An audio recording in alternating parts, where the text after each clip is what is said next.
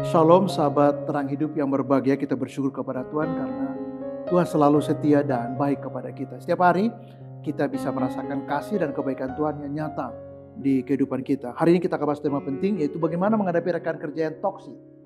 Ya, bagaimana menghadapi rekan kerja yang toksik.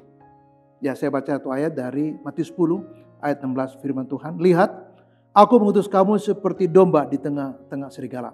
Sebab itu hendaklah kamu cerik seperti ular dan tulus seperti merpati. Ada 3 hal yang penting di ayat ini. Itu pertama, bahwa Yesus mengutus kita seperti domba di tengah-tengah serigala. Itu konteksnya. Jadi lingkungan kita adalah lingkungan yang dikatakan seperti itu deskripsinya. Yang kedua, Yesus katakan bahwa kita harus cerdik. Ya, kamu harus cerdik.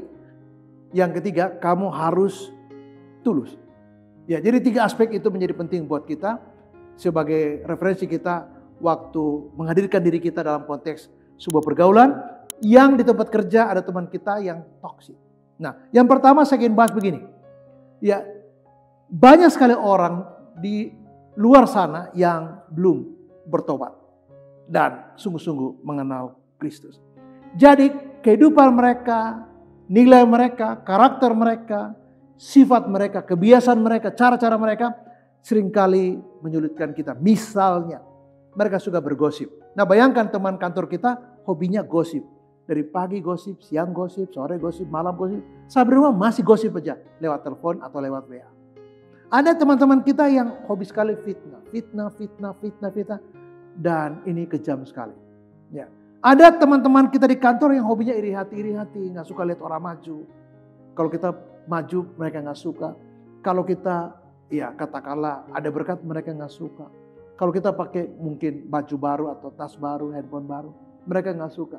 Kalau kita punya sepatu baru, nggak suka juga. Kalau kita dapat kenaikan jabatan atau promosi, mereka juga nggak suka. Jadi apa mereka suka? Ya, mereka hanya suka iri sama kita. Ada orang lain yang tidak senang orang lain maju. Karena tadi iri hati.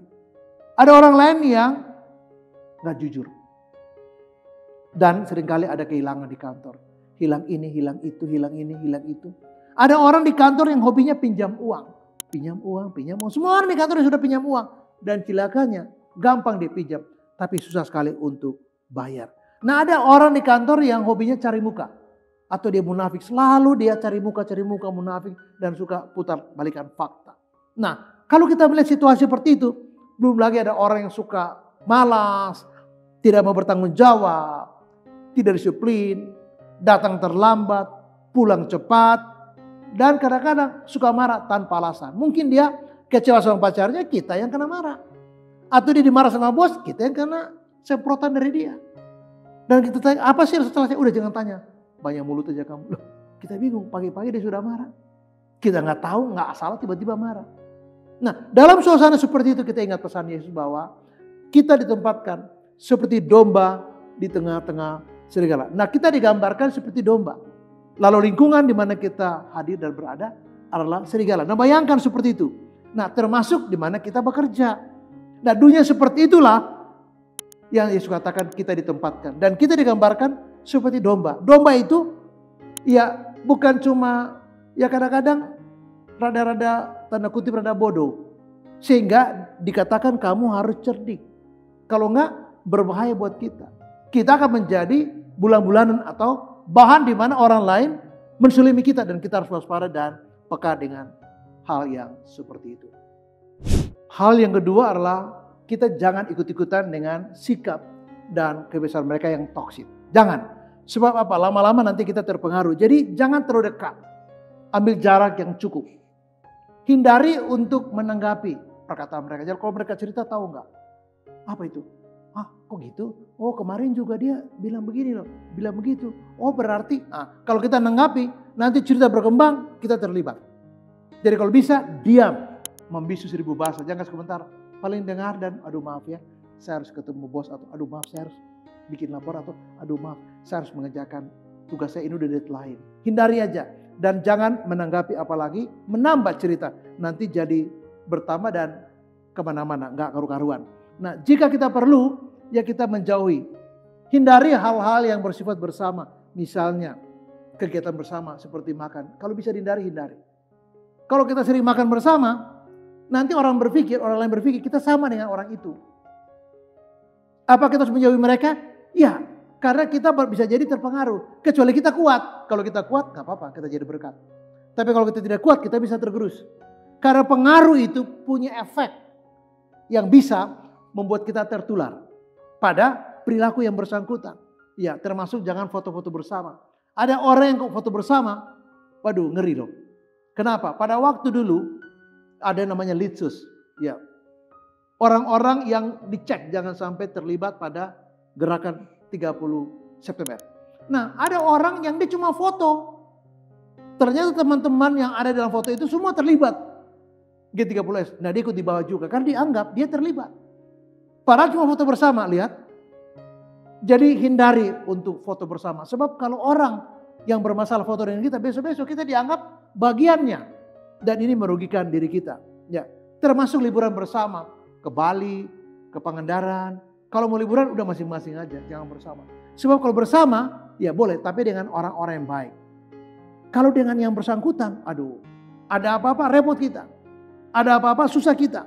Kita bisa kemudian harus menanggung beban yang tidak harusnya kita tanggung. Ingat bahwa ada dampak, ada efek dari kalau kita terlalu dekat. Nah, maka saya akan mengatakan, jika bisa hindari.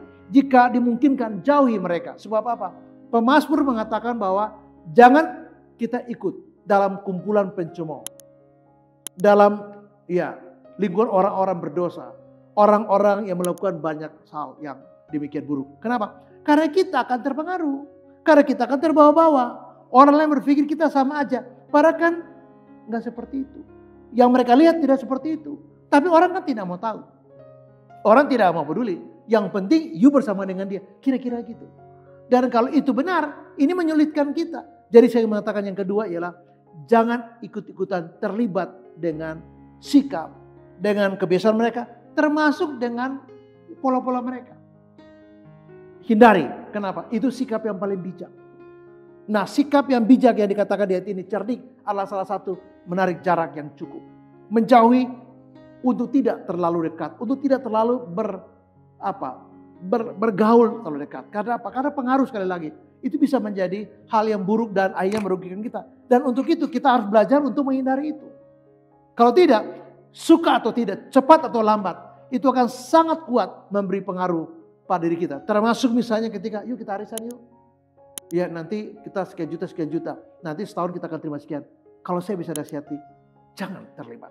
Karena itu sangat berbahaya. Dampaknya terlalu berisiko buat Anda. Dan karena itu, cerdiklah dan jauhilah pergaulan dengan mereka. Hal yang ketiga adalah ketika Yesus katakan, hendaklah kamu tulus seperti merpati. Nah, kita tahu bahwa kita dipanggil untuk menjadi berkat bagi dunia ini. Oke? Satu sisi kita menjauhi supaya jangan terlibat. Tapi pada sisi yang lain kita harus memberi kontribusi pada lingkungan di mana kita bekerja. Dalam hal di kantor. Nah, kalau teman-teman kita di kantor ada beberapa yang toksik. Saya katakan jauhi mereka dalam konteks apa? Tidak bergaul terlalu dekat.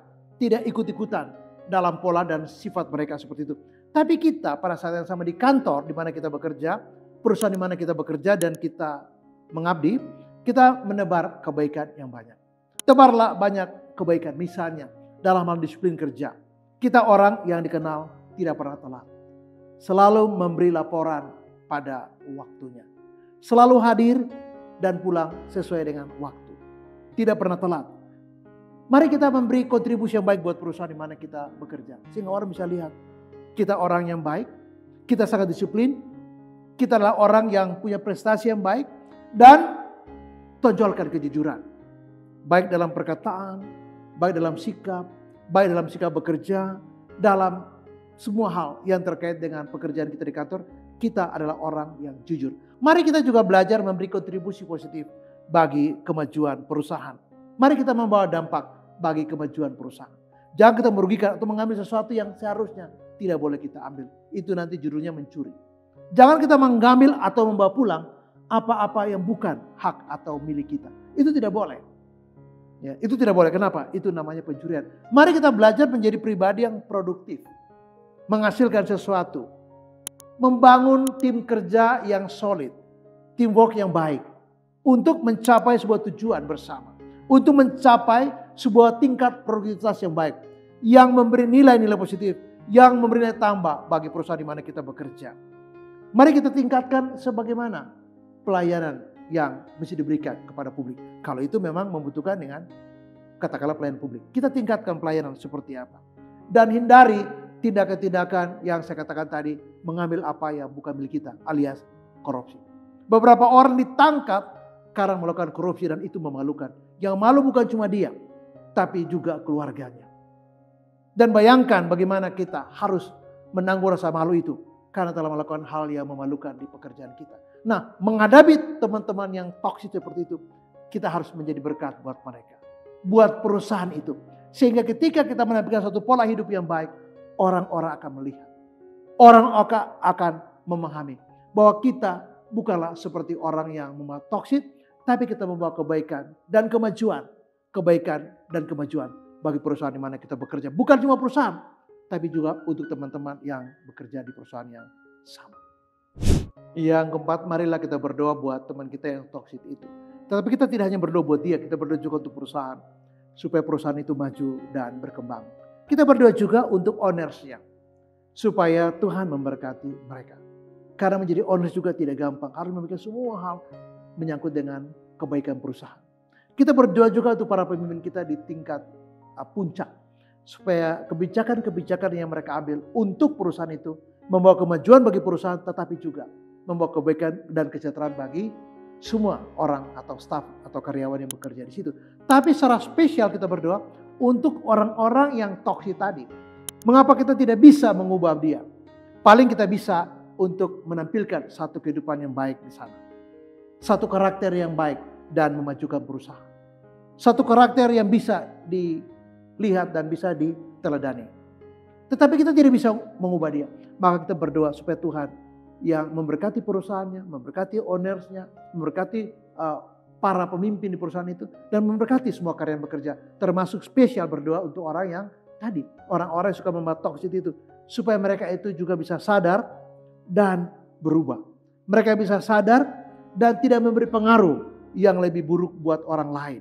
Supaya mereka tidak memberi pengaruh yang membawa keburukan dan ketidakbaikan buat orang lain, termasuk perusahaan. Sebab orang-orang ini seringkali menyampaikan kritik-kritik yang pedas. Kadang-kadang mereka mengajak karyawan lain untuk demo. Dan kalau tidak ikut demo, bisa diancam oleh mereka. Dan ini sangat tidak baik. Nah, berdoa supaya Tuhan menjamati mereka. Supaya mereka berubah karena mereka sadar bahwa tindakan mereka itu tidak baik. Kita berdoa supaya hidup kita menjadi teladan dan harap keteladanan kita bisa menjadi semacam rekomendasi buat orang lain belajar. Belajar buat kehidupan mereka, tapi belajar juga untuk memberi kontribusi bagi kemajuan perusahaan. Nah, saya ingin mengatakan bahwa karena kita tidak bisa mengubah seseorang yang toksik itu, minimal kita berdoa buat dia. Minimal kita tidak terpengaruh oleh dia. Dan kita juga berdoa supaya diri kita bisa menunjukkan hal-hal yang baik, hal-hal yang indah, karakter-karakter yang terpuji, karakter-karakter yang baik. Untuk membuat semuanya rusak gampang.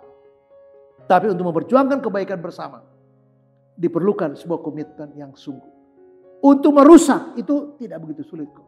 Nggak usah belajar, kita cukup mengacau merusak semuanya. Tapi untuk menjadi baik atau mengajak orang jadi baik, mau tidak mau nasihat Yesus menjadi penting buat kita. Hendak kita belajar untuk cerdik. Cerdik itu positif dalam konteks ini, yaitu wisdom. Dan biarlah kita tulus, kita benar. Supaya apa?